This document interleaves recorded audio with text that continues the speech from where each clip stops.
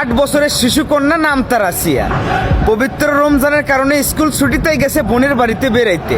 সে কি জানতো সেখানে তার জন্য কয়েকটা শয়তানের বাচ্চারা অপেক্ষা করতেছে? বড় ভাই সমতুল্য দুলো ভাই, বাপ সমতুল্য বোনের শ্বশুর, তাদের কাছে এই মেয়েটা ধর্ষণের শিকার হলো। একজন বাবার কাছে একজন মেয়ে, একজন ভাইয়ের কাছে একজন বোন। যদি তাদের নিরাপত্তা না থাকে তাহলে আমাদের দেশের শিশু মেয়েরা আর কোথায় গিয়ে দাঁড়াবে? যারা এই নিকৃষ্ট জঘন্য কাজ করলো তাদেরকে কি আপনারা থানায় দিয়েছেন? থানায় দিয়ে তাদেরকে কি করবেন? তারা বড়জোর 2 মাস 6 মাস জামিনে বের হয়ে এসে আবার ওই সরজমিনে ঘুরবে। ধর্ষণকারীদের কোনো সাজা নেই, জরিমানা নেই, জেল নেই। তাদের একটাই শাস্তি, রাস্তায় ফেলো আর ধর থেকে কাল্লা আলাদা করে ফেলো।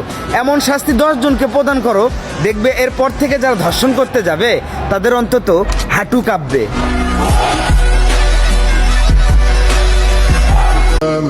বাবা ছেলে মিলে 8 বছর মেয়ের সাথে যা করলি তা ইতিহাসের পাতা লেখা থাকবে।